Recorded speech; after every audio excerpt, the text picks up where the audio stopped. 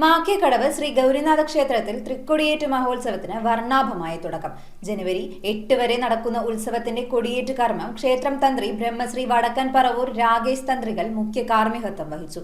പൂജകളോടും കലാപരിപാടികളോടുമൊപ്പം ഭക്തജനങ്ങളുടെ സാന്നിധ്യത്തിൽ ഉത്സവം ഭംഗിയായി അരങ്ങേറും. മാക്കേക്കടവ് ശ്രീ ഗൗരിനാഥ ക്ഷേത്രത്തിലെ തൃക്കൊടിയേറ്റ് മഹോത്സവത്തിന് ഔപചാരിക തുടക്കമായി. ജനുവരി 8 വരെ നടക്കുന്ന മഹോത്സവത്തിന് ക്ഷേത്രതന്ത്രി ബ്രഹ്മശ്രീ വടക്കൻ പറവൂർ രാകേഷ് തന്ത്രികൾ കൊടിയേറ്റ് കർമ്മം നിർവഹിച്ചു.